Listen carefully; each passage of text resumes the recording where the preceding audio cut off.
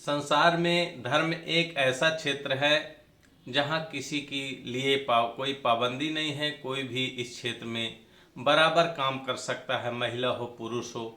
कोई धर्म विशेष जाति या वर्ग का उसमें कोई भेदभाव नहीं रहता है। धर्म के क्षेत्र में जो भी काम करता है उसे भगवान ईश्वर हर तरह से प्राप्त करता है। जो जो चाहता है मनोकामना उसकी हर तरह से पूरी होती है। वन इंडिया न्यूज से मैं दीपक शर्मा। आज हम ऐसे ही धर्म क्षेत्र में विगत कई वर्षों से काम करने वाली एक ओजस्वी महिला से बात करेंगे और जानेंगे उनके बारे में कि वास्तव में धर्म में रह करके क्या क्या पाया जाता है, कैसे सुख की प्राप्ति होती है, कैसे समाज में उसकी इज्जत और उसकी शान कैसे बढ़ती और बनती। जी जय श्री राम। जय श्री राम। अपना परिचय दीजिए, हम आज आए हैं आपसे मिलने। मैं गायत्री गौतम जगत गुरु रामानंदाचार्य रामभद्राचार्य जी की शिष्या हूँ जी। और मैं तुलसी पीठ से जुड़ी हुई हूँ। आप हमने सुना कई जगह है आपके बारे में कि आप सुंदरकांड का पाठ, रामायण का पाठ करती हैं और भी महिलाओं को जोड़ करके यह कई वर्षों से यह धार्मिक क्षेत्र में काम करती हैं। कैसे इसको आप बढ़ा रही?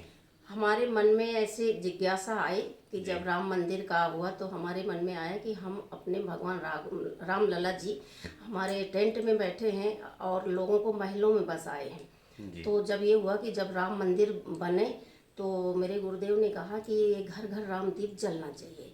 तो हमारे मन में कि तुलसी, गऊ और सुंदरकांड, क्योंकि आज के युग में हर कोई घरों में अब कम कराता है, तो हमारे मन में आया कि हम घर घर राम दीप जलाएंगे।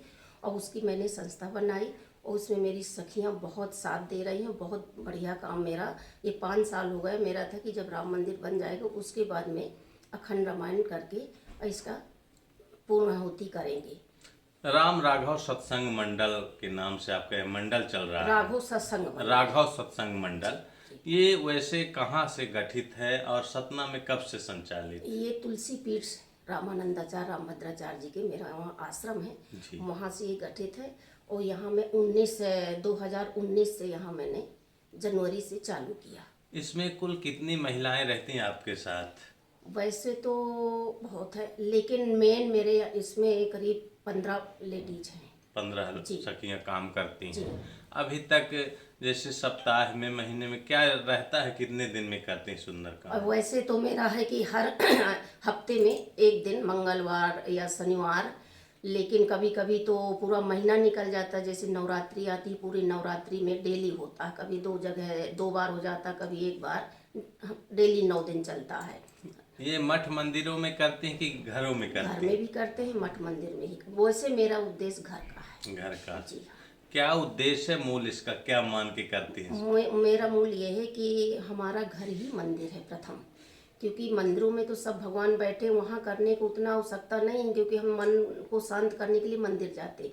लेकिन घर घर हमारा जहाँ 365 दिन हमारा घर है, मंदिर है, वहाँ के लिए कि हम वहाँ रहते हैं, उठते बैठते सोते बच्चे, तो हमारा घर पवित्र होगा, अच्छी ऊर्जा आएगी। इसलिए हमारा घर का ज़्यादा रहा, मंदिरों को कम ही था। जैसे इसको आप सुंदरकांड करती हैं, मेहनत करती हैं, पूरी टीम जाती है, कोई चार्ज रहते हैं इसके? नहीं, कोई चार्ज नहीं। कोई चार्ज नहीं लेते हैं। हमारा कहना कि आप सुंदरकांड कराइए, आपको अगर नहीं करना है तो हम प्रसाद और नारियल भी ले आएंगे, हम सब ले आएंगे, लेकिन आप सिर्फ भगवान का नाम अपने घर में करिए। और बाकी हमें कोई वो नहीं है। हाँ, जो आरती में चढ़ता है वो हमारी कोषाध्यक्ष है, डायरी में नोट करके एक जगह वो जमा होता है। बाकी हमारा कोई न कहते हैं कि तुम 100 रुपया आ जाए, 2 रुपया आ जाए, 500 आ जाए, बस जो भी आता है उस भगवान के सामने समर्पित होता है, उसको हम रखते हैं अपने पास। क्योंकि उससे हमको सुंदरकांड करना है, अखंड रामायण करना है, किसी गरीब को देना है, किसी की सहायता करना है, इसके लिए वो पैसा हम रखते हैं अपने उपयोग में और उसका कुछ नहीं करते। कुल कितने घंटे में सुंदरकांड का पाठ पूरा हो जाता है? 1 घंटा। 1 घंटा लगता है। 1 घंटा। इसमें मूल रूप से कोई तर्ज, कोई गायन भजन क्या रहता है इसमें? इसमें ये रहता, कौन से काज कठिन जग माही, जो नहीं हो तात तुम पाही। क्योंकि हनुमान जी ही सब करा रहे हैं, करते हैं। तो उन्हीं से कहते कि हे प्रभु, आपसे ऐसा कौन सा काम नहीं जो आप नहीं कर सकते हैं। तो ये हमारी संस्था, ये हमारा सुंदरकांड घर घर और सबके मन में श्रद्धा भाव जगाइए कि अपना ये हर कोई अपने घर में करवाए। जैसे कोई और भी महिलाएं आपके इस मंडल में जुड़ना चाहती हैं, उसके लिए क्या करना पड़ेगा? कुछ नहीं, वो आए और अपना घर में हमको बोल दें तो हम सुंदरकांड करेंगे, अपना नाम पता और पूरा वो अपना एड्रेस दे दें, बस उससे वो जुड़ गई। बाकी उसमें हमारा कोई चार्ज नहीं है जोड़ने का न, बस हमारी ये है कि जितनी बहनें, जितनी हमारी माताएं जुड़े उतना ही इस धर्म का और सुंदरकांड का घर घर में प्रचार होगा। और घर घर में छोटे छोटे बच्चे हैं, इसकी पूजा मानता जो नहीं है वो प्रभाव बच्चों में भी पड़ेगा। देखेंगे कि हमारे घर में ऐसे करवा रहे हैं तो आगे बच्चों को भी मनाएगा कि जन्मदिन है, शादी की सालगिरह कुछ भी है, उसमें कहते हैं कि और कुछ मत करो लेकिन सुंदरकांड जरूर करो। सही बात है।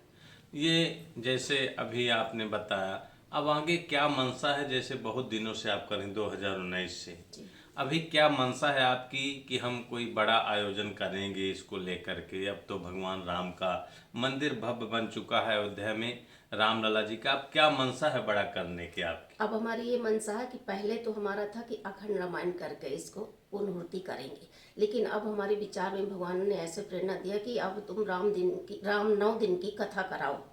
तो हमारी इच्छा है कि अब नवरात्रि में राम जी की 9 दिन की कथा कराएं और उसी में अच्छे से भंडारा हो, राम यज्ञ हो, तो और फिर लास्ट में सुंदरकांड करके इसका पूरा हवन और प्रसाद वितरित करवाएं। हमारी ये इच्छा हो, आगे जो प्रभु की इच्छा होगी वही होगा। अभी आपने गायत्री जी से सुना कि हम सुंदरकांड का पाठ करते हैं महिला सखियों के साथ।